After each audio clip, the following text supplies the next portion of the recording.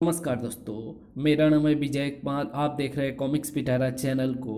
तो चलिए दोस्तों, राज कॉमिक्स में बाकेलाल की इस हास्य और मज़ेदार कॉमिक्स को शुरू करते हैं, जिसका नाम है जिस देश में बाके रहता है। और ये कॉमिक्स जो है बाकेलाल की लोक यात्रा सीरीज़ की कॉमिक्स है। इसके पहले कि मैंने सारी कॉमिक्स को अपने चैनल पर अपलोड कर दिया है। अगर आपने नहीं पढ़ा है तो आप हमारे चैनल पर विजिट कर सकते हैं। वहाँ पर आपको प्लेलिस्ट वाले सेक्शन में एक अलग से प्लेलिस्ट देखने को मिल जाएगी। तो बिना किसी देरी के इस शानदार कॉमिक्स को शुरू करते हैं। तो आप देख सकते हैं इसका कवर पृष्ठ जो कि कुछ इस तरह का है। ओके। विशालगढ़ की तलाश में घूमते भटकते और कई मुसीबतों का सामना करते हुए विक्रम सिंह और बाकेलाल इस बार जब शक्ति नगर से विदा हुए तो राजा शक्ति सिंह ने उन्हें दी एक गाड़ी। वाह बाकेलाल, इस गाड़ी के कारण हमारा सफ़र कितना आसान हो गया है। जी हाँ महाराज, मरने के पश्चात भगवान राजा शक्ति सिंह की आत्मा को शांति दे। जिंदगी एक सफर है सुहाना, यहाँ कल क्या हो किसने जाना। उड़ ले ओ, उड़ ले ओ। महाराज, कल की छोड़िए और आगे देखिए कि आपकी उड़ ले ओ करने के लिए कौन खड़ा है। हम हैं शेर। हमारे गुप्तचरों ने हमें सूचना दी थी कि यहाँ से कुछ मानव गुजरने वाले हैं। सो हम सब उनका मांस फाड़ने के लिए यहाँ उनकी प्रतीक्षा कर रहे थे। तो ये हैं वो मानव। आक्रमण। घुर्र। बांकेलाल, गाड़ी की दिशा परिवर्तित करो वरना शेरों का ये झुंड हमें चबा डालेगा। इस मोटे के तो उसी अंग में विकार उत्पन्न हो जाएगा जिस अंग पर शेर बुड़की मारेगा। जान फंसेगी मेरी। और बाकेलाल ने भरपूर तेजी के साथ गाड़ी को मोड़ दिया उस ढलान पर। इस मोटे के वजन के कारण गाड़ी की गति भी आधी रह गई है। बांके और तेज। चुप बे, पीछा करो। तीव्र गति के साथ दौड़ती हुई गाड़ी उस वन क्षेत्र से बाहर चली गई। वन क्षेत्र में ही ठिठक कर रुक गए सभी सिंह। ठहरो, आगे सशस्त्र सैनिक दिखाई पड़ रहे हैं। अगर हम और आगे बढ़ें तो हमारी लाशें इस देश के राजा के महल में टंगी दिखेगी। घर्र। वो दो थे और हम इतने सारे, फिर भी वो बच गए। इधर बेहद गति के साथ बाकेलाल और विक्रम सिंह की गाड़ी समा गई उस खेमे में। अरे बाकेलाल, इसे रोको। ओ ओ, रोको कैसे महाराज, इसके नियंत्रण प्रणाली जाम हो गई है। और धड़ाम। आई। उफ, गर्मा गर्म खीर ने मेरा चेहरा जला दिया। ये तीनों थे क्रीड़ा जगत के तीन सरताज। इन दोनों की खाल में भूसा भरे बिना अब मुक्का राज को चैन नहीं आएगा। इनकी ये जुर्रत कि महान गंधर्व धावक गंधर्व के भोजन में विघ्न डाले। इन्हें गर्मा गर्म खीर से स्नान कराए बिना तैराक राजा को भी चैन नहीं मिलेगा। घुर्र। बाकेलाल, हम कहाँ हैं? अभी तो इसी लोक में है महाराज, पर थोड़ी ही देर में आप नरक और मैं स्वर्गलोक को जाने वाले हैं। मर गया। पर मरा कैसे? खीर तो तेरे ऊपर गिरी ही नहीं। आ, मरे मेरे दुश्मन। क्रोध में भरे मुक्काराज ने विक्रम सिंह पर घूंसे का प्रहार किया तो उनके सिर में विकार आ जाने के कारण सिर हो गया गायब। साए। ओह, ये क्या? ओह, मेरा घूंसा खाकर इस मोटे का पूरा सिर ही उड़ गया है। वाह, इस बार भी मुक्केबाजी में मेरा स्वर्ण पदक पक्का है। ओह, बाल बाल बचा, वरना इसका मुक्का मेरा थोबड़ा सुजा देता। इधर बाकेलाल पर टूट पड़ा गंधर्वराज। ऐसी दुलत्ती जड़ूंगा कि सीधा खेमे के बाहर जाकर गिरेगा। मरा। बचाओ। इसे वापस भीतर भेज देता हूँ। तड़ाक। वापस आकर गंधर्वराज पर ढेर हो गया बाकेलाल। उई। ठीक उस पल विक्रम सिंह के सिर का विकार दूर हो गया, जबकि मुक्काराज उनके धड़ को नीचे लिटाने की चेष्टा कर रहा था। बिना सिर की लाश का इस प्रकार खड़े रहना ठीक नहीं है। इसे फर्श पर लिटा देता हूँ। ये क्या? हाय, मर गया। क्यों बच्चू, आया मजा? भूत। इधर तैराकराज ने उस बार जरा भी दे, इधर तैराकराज ने इस बार जरा भी देरी ना की और ले बाकेलाल, खा गर्मा गर्म खीर। नहीं। आई। ये कौन फटेबाज में राग अलाप रहा है? इससे बढ़िया सुर तो मैं लगाता हूँ। ढेंचू ढेंचू ढेंचू। बाकेलाल के बाद गंधर्वराज ने पकड़ ली विक्रम सिंह की कलाई। जल्दी कर तैरा के डाल इसकी भी हथेली पर गर्मा गर्म खीर। खूब मलाईदार है भाई खीर, खीर खा लो खीर। नहीं। और तभी विक्रम सिंह का हाथ हो गया गायब और गर्मा गर्म खीर आ गिरी गंधर्वराज की हथेली पर। जल गया मेरा हाथ। और अब आ गया विक्रम सिंह को भी ताव। भले आदमियों से तुम्हें बात करने का सलीका अब सिखाएंगे विक्रम सिंह। ढिसुम। कमबख्तो, मेरे प्यारे बाकेलाल की हथेली पर गर्मा गर्म खीर रखने का दंड तो ले लो। ढिसुम। फिर शीघ्र ही। चलो बाकेलाल, अब यहाँ रुकना ठीक नहीं है। महाराज मुझे छोड़ दीजिए महाराज, मैं उन तीनों के मुंह में अंगारे भरकर उनके मुंह सेल दूंगा। बाकेलाल, इस समय हम परदेश में हैं और परदेश में ऐसी कोई विशेषता हमें किसी संकट में फंसा सकती है। और बाकेलाल मन महसूस कर रह गया। विक्र नगर में प्रवेश करते ही दोनों चौंक उठे। अरे बाकेलाल, ये सब नगरवासी कहाँ चले जा रहे हैं? मैं भी तो आपकी तरह अभी अभी यहाँ पहुँचा हूँ। मुझे क्या मालूम महाराज। ठीक है, मैं किसी से पूछता हूँ। विक्रम सिंह को शीघ्र ही पता लग गया और आओ बाकेलाल चलें, मगर कहाँ? अब कहाँ ले जाना चाहता है ये मुझे पिटवाने। बाकेलाल, नगर में विश्व क्रीड़ा विजेता प्रतियोगिता आज से आरंभ हो रही है और सब लोग इन क्रीड़ाओं के उद्घाटन समारोह का आनंद लेने ही क्रीड़ा स्थल पर जा रहे हैं। इसे विश्व क्रीड़ा विजेता प्रतियोगिता देखने की पड़ी है और मैं सोच रहा हूँ उन तीनों को मजा किस प्रकार चखाया जाए। राजा देव कुमार के आगमन के साथ ही पूरा क्रीड़ा स्थल राजा की जय जयकार के नारों से गूंज उठा।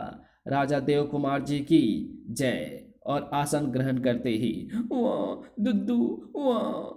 दासी कांचला, जल्दी करो। अगले ही पल, लीजिए महाराज दुद्दू। आहा। आह। महाराज की बुद्धि आज भी एक नन्हे बालक की तरह है। ना जाने महाराज कभी ठीक हो पाएंगे या नहीं। तब आरंभ हुई क्रीड़ा प्रतियोगिता में हिस्सा लेने वालों की सलामी परेड और उछल पड़ा बाकेलाल उन्हें देखकर। और अब आपके सामने से गुजर रहे हैं पिछले 5 वर्षों के तैराकी, गंधर्व दौड़ और मुक्केबाजी के 3 विजेता, जो इस वर्ष भी विजेता बनने की पूर्ण तैयारी के साथ क्रीड़ा स्थल में आपके समक्ष अपने जौहर प्रस्तुत करेंगे। बाकेलाल, ये तीनों तो वही हैं, मैं भी देख रहा हूँ महाराज। और अब तो मेरी बदले की आग और भी भड़क उठी है। लेकिन वो आग सिर्फ बाकेलाल के सीने में ही नहीं सुलग रही थी, बल्कि पिछले 5 वर्षों से जिन पदकों पर अपना अधिकार जताए बैठे हो वो इस बार तुम्हें ना मिल पाएंगे। क्योंकि विजेताओं की प्रतीक्षा में मौत लिए बैठा होगा हल्लू हल्लू। और अगले दिन दौड़ में शामिल हुआ एक और गंधर्व धावक। महाराज, गंधर्व राज को नीचा दिखाने के लिए आपको ये दौड़ जीतनी ही पड़ेगी। मगर बाकेलाल, मुझे गंधर्व दौड़ का जरा भी अनुभव नहीं है। गंधर्व दौड़ के लिए आपका अनुभवी होना आवश्यक नहीं महाराज। आपकी गधी जुम्मा जो अनुभवी है। राजा देव कुमार द्वारा झंडी दिखाए जाते ही गंधर्व दौड़ आरंभ हुई। दौड़ आरंभ हो। कम वक्त दौड़ लगा। उफ, मेरी ही भूल थी जो दौड़ में धोबी का गधा ले आया, जो डंडे खाकर ही चलता है। चल भाग जुम्मा, दौड़ तू ही जीतेगी। इस मोटे मुच्छड़ की इतनी हिम्मत कि गंधर्व राज के मुकाबले में आ गया। देखता हूँ ये दौड़ कैसे जीतता है। कठिन था दौड़ का मार्ग। अबे आगे बढ़, रुक क्यों गया? देखता नहीं है क्या बे, आगे कीचड़ है, मेरे पांव गंदे हो जाएंगे। ढेंचू ढेंचू। अचानक, चल तू ही आगे बढ़ ले। आगे। आई। मेरे बाप, मैं समझ गया तू क्यों आगे नहीं बढ़ रहा है। हाँ, अब बनी ना बात। रामबो खुश हुआ। ये मानो तो मुझसे भी ज्यादा समझदार होते हैं। दौड़े जा रहे थे स्वर्ण पदक प्राप्त करने को अब केवल गंधर्वराज और विक्रम सिंह। ओह, ये मोटा तो मुझसे भी आगे निकला जा रहा है। वाह, ये जुम्मा तो बड़ी तेज चाल निकली। ढेचू, ढेचू, जुम्मा, जुम्मा दे दे। ढेचू, ढेचू, आज का वादा था। गुर्र, बदतमीज लोफर, तेरे घर में माँ बहन नहीं है क्या? ढेंचू, ढेंचू। काश इसे पता होता कि मैंने कराटे में डिप्लोमा लिया हुआ है। अरे जुम्मा, ये क्या करती है? मैं गिर जाऊंगा। मेरे मालिक, गिरे आपके दुश्मन। और अब यहां से निकलेगा गंधर्वराज। बाकेलाल ने फुर्ती के साथ उस गड्ढे पर बिछा दी घास। बेटे गंधर्वराज, अब गुजर तू इस राह से। गंधर्वराज उस गड्ढे को ना देख सका। ढेंचू, ढेंचू, मर गया। मरे मेरे दुश्मन। अब अपने लक्ष्य की ओर तीव्रता के साथ बढ़ रहे थे विक्रम सिंह। ओह, पीछे दूर दूर तक कोई दिखाई नहीं पड़ रहा है। लगता है मेरी जीत निश्चित है। आज बाकेलाल की इच्छा अवश्य पूर्ण होगी। भाग जुम्मा, और तेज भाग। इधर प्रतीक्षारत था कोई गंधर्व दौड़ के विजेता के लिए। गधे के दौड़ने के पच्चापे निकट आती जा रही है। यानी मेरा दुश्मन अब निकट आ रहा है अपनी मौत के। फिर एक झटके से घूमा उस रहस्यमय मानव का कुल्हाड़ी वाला हाथ, और इसी क्षण विक्रम सिंह की एक पूरी टांग में विकार आ जाने के कारण वे जुम्मा के पेट से नीचे गिर पड़े। अरे ये क्या, मेरे स्वामी गिर कैसे पड़े? और ये वो पल था कि विक्रम सिंह को ठीक इस विशाल चट्टान के नीचे होना था। धड़ाम, सिहर उठे विक्रम सिंह वो दृश्य देखकर। उफ, अगर मेरी टांग में विकार ना आ जाता तो उस चट्टान के नीचे मैं भी पिस जाता, और मैं भी कुंवारी ही मर जाती। अपने दुश्मन का हश्र देखने के लिए हल्लू हल्लू भी उस चट्टान के पीछे से बाहर आ गया। मेरे एक दुश्मन का भयानक अंत हो गया। पर अरे, ये क्या? ये गंधर्वराज के स्थान पर कौन आ गया विजेता बनकर? ओह, तो इस शैतान की थी ये हरकत। लेकिन ये तो गंधर्वराज को मारना चाहता था। जरूर इसे लगा होगा कि इस बार भी विजेता गंधर्वराज ही होगा, और गंधर्वराज के चक्कर में मैं मौत के जबड़े में फंसते फंसते बचा। तभी विक्रम सिंह की टांग का विकार दूर हो गया। विक्रम सिंह को अपनी ओर बढ़ता देख वहां ना रुका हल्लू हल्लू। अब यहाँ रुकना ठीक नहीं। गंधर्वराज को अब किसी और तरीके से मारूंगा। रुक जा हत्यारे। धमाके का स्वर सुनकर गंधर्वराज और बाकेलाल भी वहां आ पहुंचे। गंधर्वराज की तरह मेरा अगला शिकार भी एक भयानक मौत मरेगा। हल्लू हल्लू। ओह, इसका मतलब अगर मैं सर्वप्रथम यहाँ पहुँचता तो निसंदेह ये पत्थर मेरी जान ले लेता। गंधर्वराज, बाकेलाल का शुक्रिया अदा करो। अगर ये मुझे इस दौड़ में हिस्सा लेने को ना उकसाता तो आज तुम जीवित ना बचते। बाकेलाल, इसका मतलब उस गड्ढे पर घास फूस भी तुमने ही ढका था ताकि मैं उसे आसानी से पार ना कर सकूं, क्योंकि अगर तुमने ये कार्य नहीं किया तो फिर विक्रम सिंह भी अवश्य घास फूस ढके उस गड्ढे में गिरते। ऐसा ऐसा एक गड्ढा राह में आया तो था, किंतु उस पर घास फूस तो नहीं ढका था। ये काम जरूर बाकेलाल का है।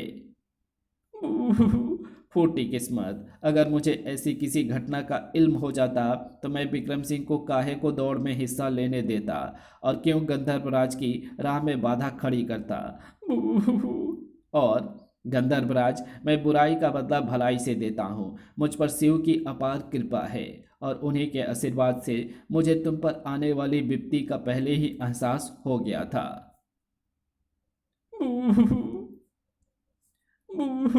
बाकेलाल, मुझे क्षमा कर दो। हमने हमने तुम्हारे साथ बुरा किया, और तुमने उस बुराई का बदला भलाई से दिया। बाकेलाल, गंधर्व धावक का खिताब अब तुम्हें मिलना चाहिए। चलो सवार हो जाओ जुम्मा पर। बस कुछ ही दूर दूर है जीत का लक्ष्य। ओह, तो ये सारा किया धरा बाकेलाल का है, इसे भी वक्त आने पर समझ लूंगा। और इस प्रकार बाकेलाल ने जीती वो गंधर्व दौड़। गंधर्व धावक बाकेलाल जीत गया भाई, जीत गया, चोटी वाला जीत गया। बाकेलाल को मिला गंधर्व खिताब। बाकेलाल, इस खिताब के साथ साथ खेल कोच से तुम्हारे घर वापस जाने को बैलगाड़ी का किराया भी हम तुम्हें देने की घोषणा करते हैं। ईश्वर आपका बेड़ा गर्क करे महाराज, आपकी छाती पर दुखों के सांप लौटे। इस प्रकार उस दिन की प्रतियोगिता का समापन हुआ। उस रात बाकेलाल का मस्तिष्क तीव्र गति से सोच रहा था फिर एक नई योजना। कल तैराकी प्रतियोगिता इस झील में होनी है। गंधर्वराज के भाग्य ने तो उसे बचा लिया, किंतु इस बार ऐसी योजना बनाऊंगा कि तैराक राज ना बच सकेगा। विक्रम सिंह से पीछा छुड़ाकर बाकेलाल किसी प्रकार यहाँ चला आया था और उस स्थान पर पहुंचकर बाकेलाल की योजना तुरंत बनती चली गई। ओह, इस स्थान पर पानी के नीचे काफ़ी घास है। अगर मैं किसी प्रकार तैराक राज को इस घास से बांध दूं तो किसी को कानो कान खबर ना होगी और तैराक राज का काम तमाम हो जाएगा। आपातकाल के लिए मेरे पास एक तेज छुरी भी होगी। अगर तैराक राज आसानी से मेरे हाथ ना लगा तो उस छुरी से मैं उसका काम तमाम कर दूंगा। फिर अगले दिन बाकेलाल, हमने तुम्हारा नाम भी तैराकी प्रतियोगिता में लिखवा दिया है। क्या? गंधर्वराज ठीक कहते हैं बाकेलाल, ये प्रतियोगिता तुम्हें जीतनी ही होगी। और फिर एक ना चली बाकेलाल की प्रतियोगिता आरंभ। इतनी देर पानी में रहकर तो मेढकी को भी जुकाम हो जाए। छपाक। बाकेलाल, जल्दी करो वरना सब तुमसे आगे निकल जाएंगे। मोटे मुच्छड़, देख लूंगा तुझे। आह, अपनी योजना को कार्यान्वित करने के लिए अब मुझे अपनी रफ्तार बढ़ाकर तैराक राज तक तो पहुंचना ही पड़ेगा। शीघ्र ही वो रहा तैराक राज। हम्फ हम्फ। इधर प्रतियोगिता के अंतिम स्थल पर पहुंचने की चेष्टाएं जारी थी और उधर अंतिम स्थल पर उसकी भी तैयारियां पूर्ण हो चुकी थी। कुछ ही देर में बस पहुंचने वाला होगा यहाँ विजेता तैराक राज। और ये हो गया सुरंग खोदने का मेरा भी आधा कार्य संपन्न। प्रतियोगिता वाली झील में से सुरंग बनाकर मगरमच्छों वाली दूसरी झील में आ गया था हल्लू हल्लू। उफ, मगरमच्छ मेरी ओर बढ़ रहा है, मुझे जल्दी ही बाहर निकलना होगा। चीख पड़ा हल्लू हल्लू। उफ, शुक्र है कि मैंने अपने शरीर पर मजबूत कवच चढ़ा रखे हैं, अन्यथा आज मेरी टांग चबा जाता ये। तड़ाक। और मगरमच्छ को तैराक राज की गंध अवश्य ले जाएगी सुरंग सुरंग के पार तैराक राज तक, और फिर तब होगा मेरा पूरा कार्य संपन्न। इधर तीव्र गति के साथ तैराक राज तक आ पहुंचा बाकेलाल। बेटे तैराक राज, तुझ तक पहुंचने के लिए ही मैं इतनी मुसीबतें भी सह गया। अगले पल, तैराक राज, अब देखूंगा कि तू घास के इन बंधनों से कैसे छूट पाएगा। बुरी तरह बिलबिला उठा तैराक राज। अरे ये क्या हो रहा है बाकेलाल? उफ, उसने मुझे जल घास से जकड़ दिया है। अगर मैं थोड़ी देर और पानी के भीतर रहा तो मेरा दम घुट जाएगा। आह! अब ना केवल मेरा एक दुश्मन ही इस धरती से विदा होगा, बल्कि अब मैं बनूंगा विजेता भी। और चड्डी में छिपाए छूने की भी आवश्यकता नहीं पड़ी। इसी पर बाकेलाल का एक एक रोंगोटा भय से खड़ा हो गया। मगरमच्छ! ये मगरमच्छ उधर से इधर कैसे आ गया? भाग बेटा बांके। और पानी के भीतर बंधन मुक्त होने का प्रयास करता तैराक राज भी उस समय उछल पड़ा। मगरमच्छ! उफ, ये तो बाकेलाल की ओर बढ़ रहा है, मगर ये इस झील में कैसे आ गया? इधर बाकेलाल के हाथ में आ गई वो तीक्ष्ण छुरी। मर गए, ये तो निकट आ गया। अब इसका मुकाबला ना किया तो ये मुझे फौरन हजम कर जाएगा।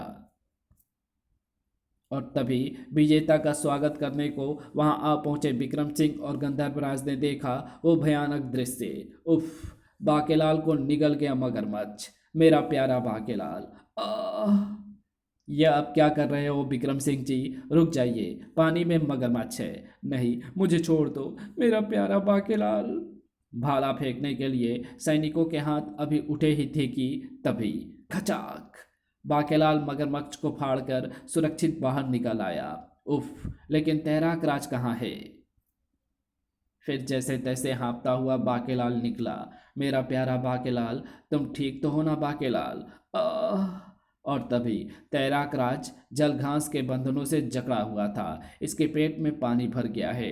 तैराक राज के पेट से पानी निकाल दिया गया और फिर शीघ्र ही जब उसे होश आया, आह! पिच! बाकेलाल, बाकेलाल कहाँ है? अब ये मुझे जीवित नहीं छोड़ेगा।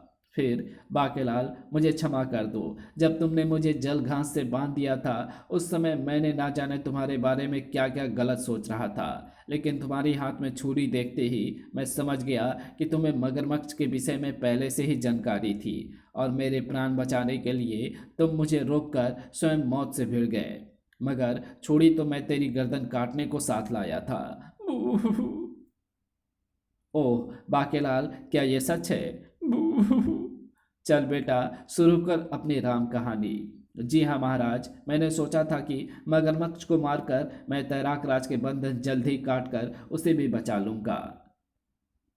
फिर तैराक राज को रोकने का मेरे पास इसके सिवाय कोई दूसरा रास्ता भी तो नहीं था। और अब सवाल उठता है कि मगरमच्छ दूसरी झील से इस झील में कैसे आया, जबकि ऊपर लोहे के कंटीले तार लगे हैं और नीचे से मगरमच्छ सुरंग तो खोदने से रहा। इसका जवाब मेरे पास है। मैंने तहकीकात कर ली है। मगरमच्छ सुरंग के रास्ते से ही इस झील में आया था। क्या? पर सुरंग खोदी किसने? मेरी फूटी किस्मत ने। कहीं ये सुरंग भी उसी हत्यारे हल्लू हल्लू ने तो नहीं खोदी जिसने एक बार मुझे भी मारने की चेष्टा की है। आह, काश मुझे इस नामुराद सुरंग का पता चल गया होता तो मैं क्यों ये प्रतियोगिता जीतने की चेष्टा करता। और तैराक राज की छत बिछत लाश झील से निकाले जाने की प्रतीक्षा करता हल्लू हल्लू वो सब देखकर क्रोधित हो उठा। ओह, बाकेलाल ने दूसरी बार भी मेरी योजना को विफल कर दिया और फिर इस बार भी तैराक राज की उपाधि मिली बाकेलाल को। बाकेलाल, विजय मुबारक हो। हम अपने देश की सभी झीलों में तुम्हें तैराकी के अभ्यास की अनुमति देते हैं ताकि उन झीलों में रहने वाले मगरमच्छ तुम्हारे हाथों मारे जा सकें। अब तो बाकेलाल के गुस्से का कोई अंत ना था। इस राजा के बच्चे को भी ठीक करना पड़ेगा ताकि इसे भी पता चल जाए कि जिस देश में बाकेलाल रहता है वहाँ का राजा अगर बाकेलाल को ऐसे घटिया पुरस्कार दे तो उसका क्या अंजाम होता है। उसी रात्रि, अरे बाकेलाल जी, आप इस समय कहिए क्या काम है? मुझे तुरंत महाराज से मिलना है। किंतु ये समय तो महाराज के विश्राम का है।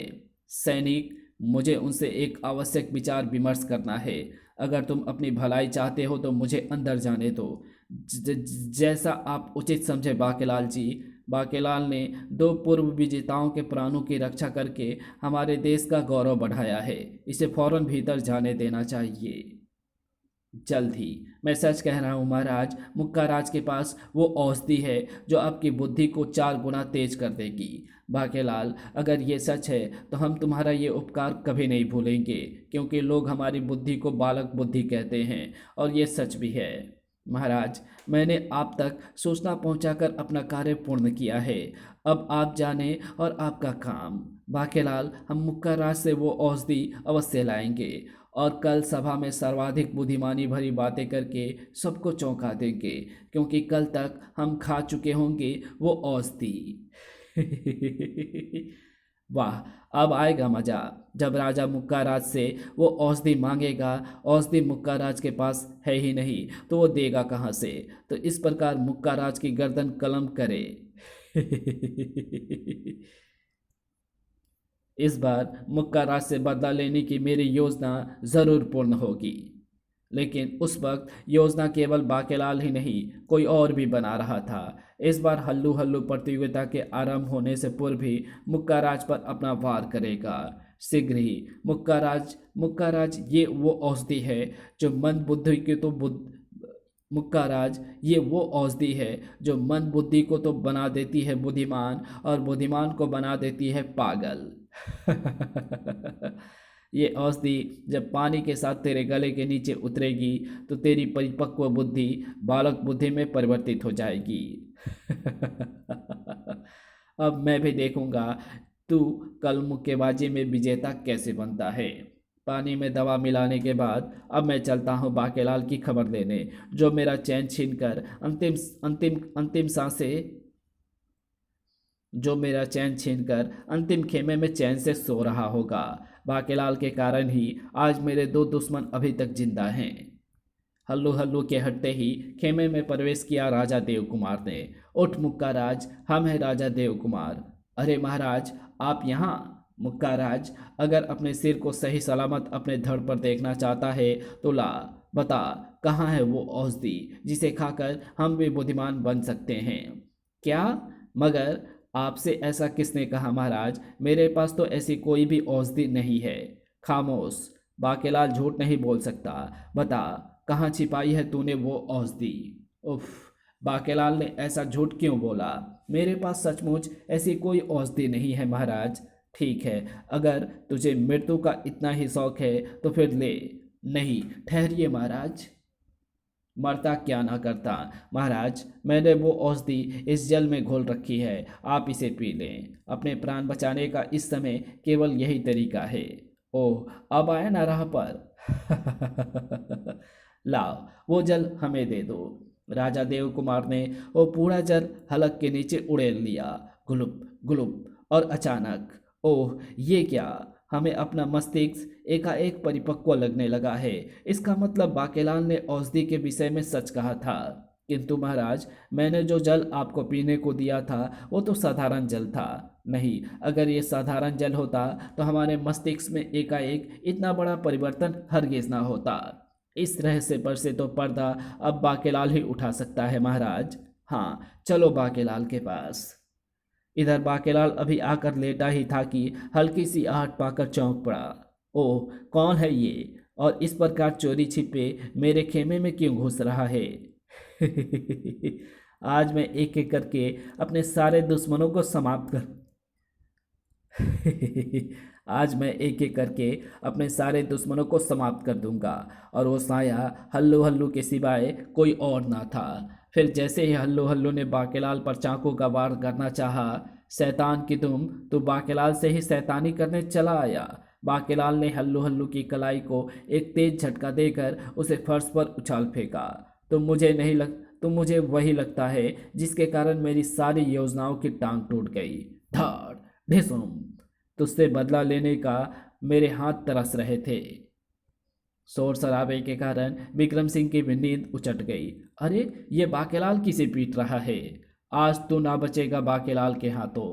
हल्लो हल्लो ने खेमे में रख के एक तलवार उठा ली। बाकेलाल, तू ही है वो जिसके कारण मेरी सारी योजनाएं एक के बाद एक विफल होती चली गई। किंतु अब मैं असफलता का मुंह नहीं देखूंगा। मैंने मुक्काराज के जल में वो औषधि मिला दी है जिसे अगर मंदबुद्धि खा ले तो वो बुद्धिमान हो जाए, लेकिन अगर बुद्धिमान उसे खा ले तो पागल हो जाए। उसी समय भीतर प्रवेश किया राजा देव कुमार मुक्काराज और कई सैनिकों ने।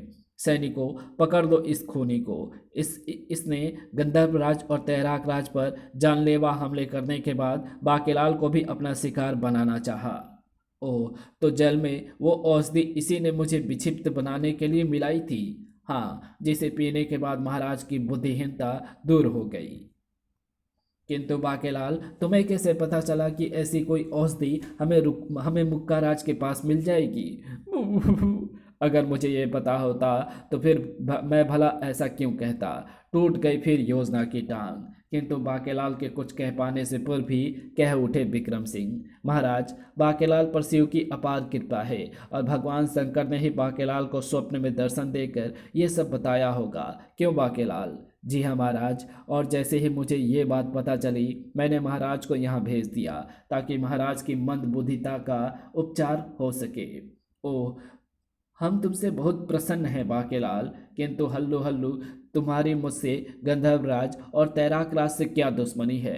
तुम तीनों ही वो शैतान हो जिन्होंने आज से 5 बरस पूर्व मुझे प्रतियोगिता से बाहर करने के लिए ऐसी दवा घोलकर पिला दी थी जिसमें मुझे लकवा मार गया और मैं फिर किसी प्रतियोगिता में भाग लेने के काबिल ना रहा। फिर ये पता चलते ही मुक्का राज, गंधर्व राज और तैराक राज तीनों गलानी से भर गए। और हमें क्षमा करना हल्लू हल्लू, उस समय तुम्हारी लोकप्रियता से घबरा कर सचमुच हम एक निस्ता भरा कदम उठा बैठे थे, किंतु आज हमारी आंखें खुल चुकी है। और चूंकि हल्लू हल्लू की हरकतों से किसी का कोई अनिष्ट ना हुआ था, अतः राजा ने भी हल्लू हल्लू को क्षमादान दे दिया। इस प्रकार खेलों के समापन के पश्चात बाकेलाल और विक्रम सिंह ने वहां से कूच किया और सभी उन्हें विदा करने नगर सीमा तक आए। बाकेलाल, विक्रम सिंह, हम दोनों बाकेलाल, विक्रम सिंह, तुम दोनों हमें बहुत याद आओगे। और इसी के साथ बाकेलाल की ये कहानी यहीं समाप्त होती है। तो मिलेंगे इसकी अगली कॉमिक्स में जिसका नाम है बाकेलाल का जाल। तब तक के लिए बाय। अगर आपको ये वीडियो पसंद आई हो तो इस वीडियो को लाइक शेयर कमेंट ज़रूर कर देना। चैनल पर नए हो तो चैनल को सब्सक्राइब कर ऑल नोटिफिकेशन को सिलेक्ट ज़रूर कर लेना। Thanks for watching my videos.